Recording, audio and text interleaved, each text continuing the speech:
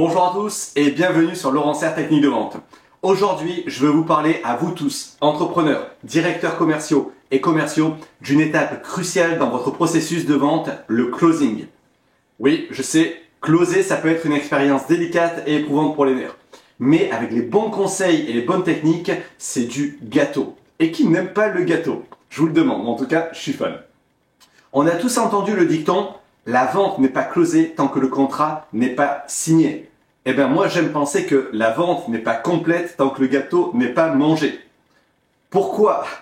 Alors parce qu'un bon closing, c'est aussi délicieux qu'un bon gâteau, tout simplement. C'est ce moment merveilleux où l'on passe du doute à l'extase. C'est l'aboutissement de tout notre travail, ce petit goût sucré dans notre gorge. Mais sérieusement les amis, le closing est une partie essentielle du processus de vente et c'est là qu'il vous faut vraiment tenir la route. Vous pouvez avoir toutes les excellentes connaissances sur les produits, toutes les compétences relationnelles et tous les arguments persuasifs du monde, mais si vous ne savez pas closer, tout votre travail acharné est gaspillé. Alors plongeons-nous dans quelques conseils et techniques pour conclure dignement vos affaires. Avant tout, vous devez être confiant. La confiance est essentielle lorsqu'il s'agit de conclure, car elle démontre à votre prospect à quel point vous croyez en vous et en la valeur de ce que vous vendez. Il est hyper important pour avoir confiance, d'être persuadé que son produit ou son service apporte beaucoup de valeur à votre interlocuteur. Si vous avez un doute là-dessus, creusez dans le produit, demandez aux clients contents ce qu'ils en pensent, ce que ça leur apporte, en quoi ça change leur manière de travailler, leur confort dans le quotidien.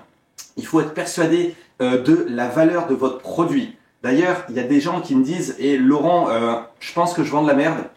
Ça arrive, alors rarement heureusement, mais je croise des gens qui me disent ça. Et je leur dis une chose, change. Soit tu changes le produit, faites des efforts pour que ça apporte de la valeur, soit si à un moment votre société ne veut pas changer, vous n'avez pas les leviers de faire évoluer tout ça, changez de job. Tout simplement, c'est malheureux, mais c'est comme ça. Deuxième point, assurez-vous de bien comprendre les besoins et les objectifs de votre prospect. Posez des questions ouvertes et écoutez activement leurs réponses. Ne vous contentez pas de leurs attentes et de leurs besoins. Ça, c'est le minimum vital pour faire une offre, mais certainement pas pour closer. Il faut aller vraiment creuser sur leurs enjeux, le pourquoi, le fameux pourquoi derrière leurs attentes et besoins.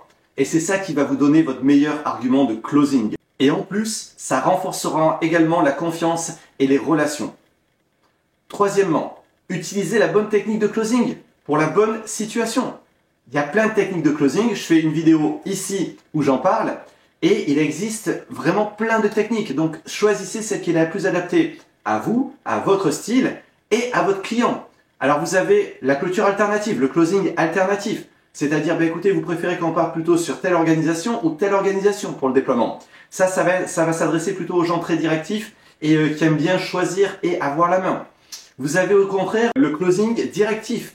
Ça va s'adresser aux indécis. Vous savez, aux gens qui sont très gentils, mais qui ne savent pas se décider, qui n'arrivent pas à se décider. Vous avez aussi le trial, c'est-à-dire on part pour un essai qui bascule après en contrat. Vous avez aussi le closing irrationnel. C'est bon allez, on y va, vous allez voir, toute l'équipe va se régaler et vous allez tout défoncer. Ça s'adresse à des gens qui sont pleins d'énergie, un petit peu des gens comme moi, je pense aussi, et qui sont orientés sur le futur, sur les idées. Donc là, on en nomme quelques-unes, il y en a plein d'autres. Savoir quand utiliser le bon closing, la bonne technique de closing, fera toute la différence dans vos ventes. Et puis, enfin, n'ayez pas peur de demander la validation de votre offre. Ça semble simple, mais il est très surprenant de voir combien de vendeurs hésitent à le faire et partent en surargumentation en espérant que le client dise « Ah oui, écoutez, c'est super, travaillons ensemble ». Non, vous avez fait votre travail, vous avez présenté la valeur, vous avez répondu à toutes les objections. Maintenant, il est temps de demander votre vente. N'ayez pas peur, c'est la nature, c'est normal.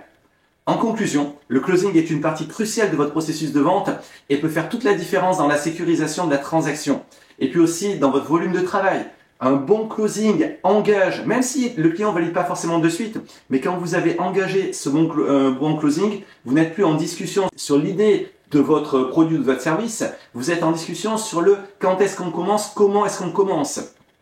Alors vous prenez ces conseils et techniques bien à cœur, vous pratiquez vos closings et vous vous rappelez que la fermeture doit être aussi douce qu'une bonne part de gâteau aussi sucré.